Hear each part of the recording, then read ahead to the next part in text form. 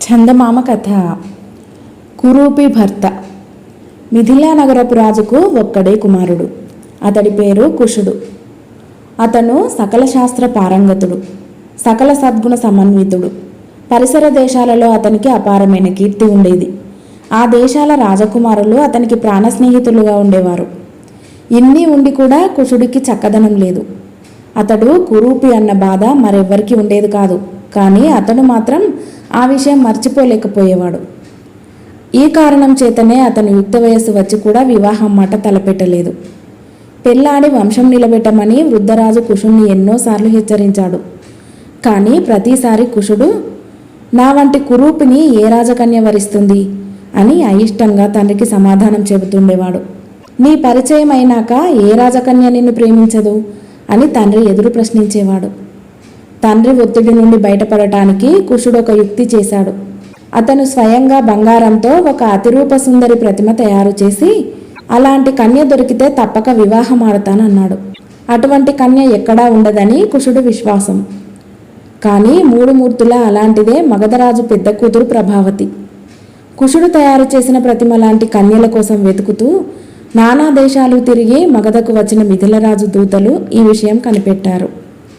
మగధరాజుకు ఒకరు కాదు 8 మంది కుమార్తెలు ఉన్నారు. మిథిల యువరాజు కుషుడి పేరు ప్రఖ్యాతులు అది వరకే విని ఉండటం చేత మగధరాజు సంతోషంగా వివాహానికి ఒప్పుకున్నాడు. తనను చూడకుండానే తనలాంటి ప్రతిమను తయారు చేసిన కుషుణ్ణి పెళ్లాడటానికి ప్రభావతి కూడా ఊవిల్లూరింది. కుషుడు మాత్రం కృంగిపోయాడు. అంత రూపవతిని తనకిచ్చి పెళ్లి చేయవద్దని అతడు తండ్రిని బ్రతిమిలాడాడు. కానీ వృద్ధరాజు వినిపించుకోలేదు.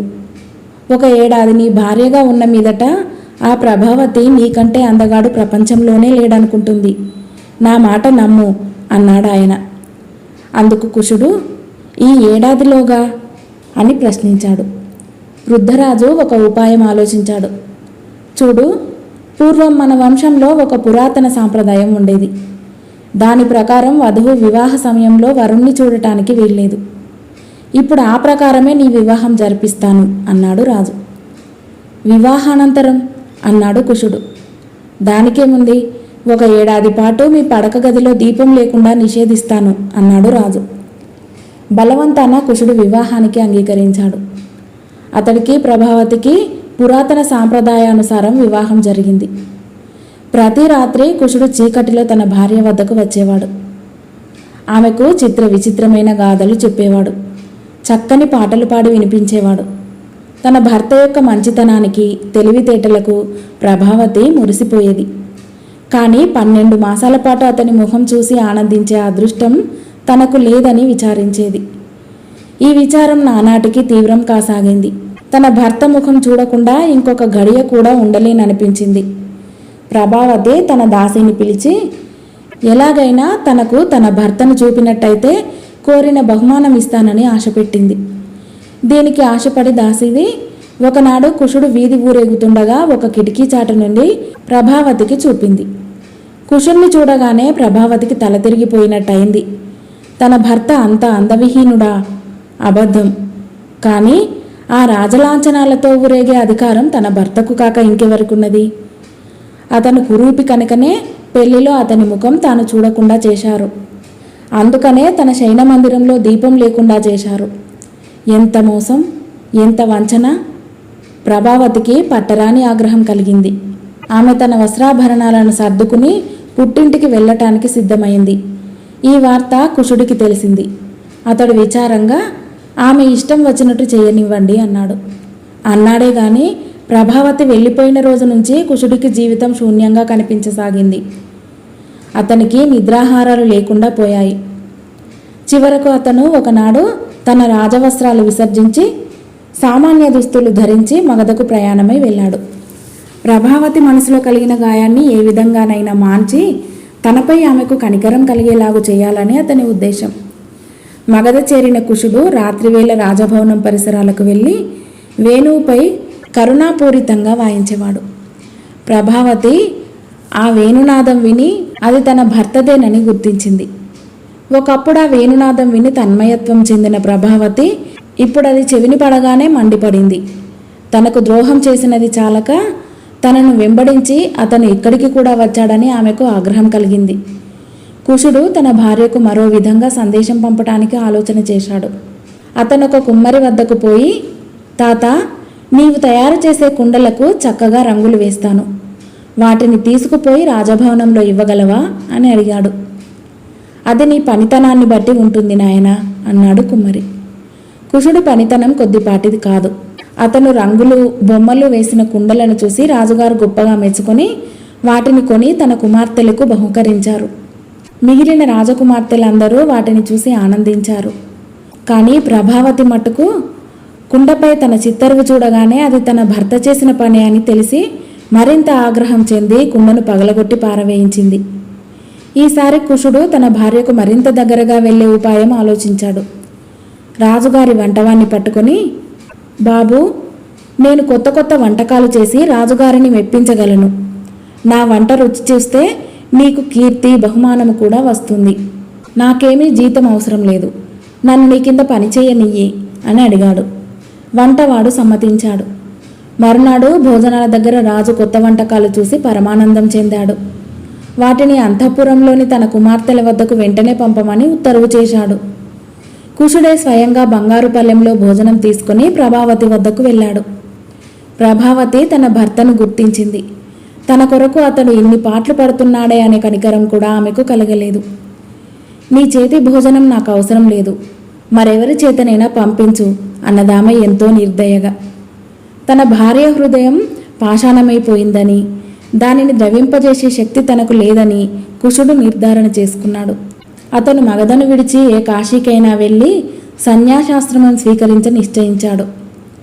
కానీ ఈ నిశ్చయానికి వచ్చిన క్షణంలోనే ఒక దుర్వార్త రాజనగరంలో కార్చిచ్చులా పాకింది. ఎవరో 7 రాజులు మగధపై దండెత్తి వస్తున్నారట. ప్రభావతి సౌందర్యం గురించి, ఆమె భర్తను వదిలేసిన విషయము విని ఆమెను పెళ్లాడటానికై వారి పని చేస్తున్నారట.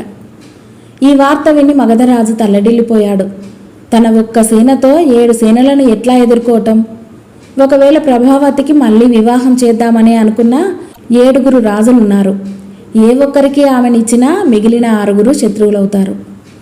అందుకని మంత్రులను, సేనా నాయకులను, పండితులను పిలిపించి రాజు వారి సలహా కోరాడు.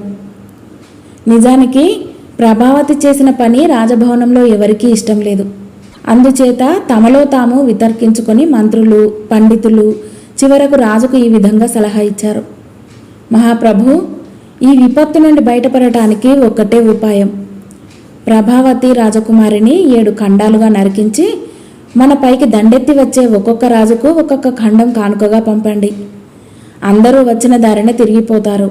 దేశానికి యుద్ధ భయం తొలగిపోతుంది. మంత్రి పండితులిచ్చిన ఈ సలహా వినగానే కుశుడి రక్తం ఉడికిపోయింది. యుద్ధ భయం కొద్దీ వీరంతా చేరి తన భార్యను బలి చేస్తారా? కుశుడి వంటవాడి దుస్తులలోనే రాజు వద్దకు పోయి, మహారాజా, ఈ పిరికి వాళ్ళ సలహా పాటించకండి. మీ సేనలను నాకు అప్పగించండి. నేను వెళ్ళి శత్రువులందరినీ జయించి వస్తాను అన్నాడు. మగధరాజుకు విస్మయం కలిగింది. నా సేనలకు వంటవాడా సేనానాయకుడు అని అడిగాడు. మహారాజా, నేను వంటవాణ్ణి కాను, మీ పెద్ద అల్లుణ్ణి. ప్రభావతి అలక తీర్చటానికి ఇన్ని పాటలు పడ్డాను. ఆమె ప్రాణం కాపాడటానికి యుద్ధరంగంలో చావలేనా? వెంటనే సేనను సిద్ధం చేయండి అని అన్నాడు.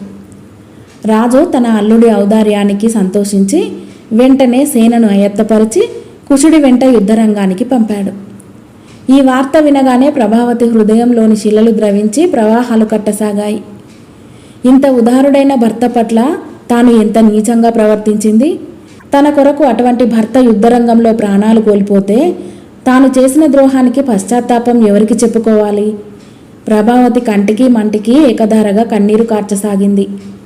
అయితే కుశుడికి యుద్ధరంగంలో ఎటువంటి ప్రమాదము జరగలేదు. కారణమేమంటే మగధరాజుపైకి దండెత్తి వచ్చిన 7 రాజకుమారులు కుశుడి ఆప్త స్నేహితులే.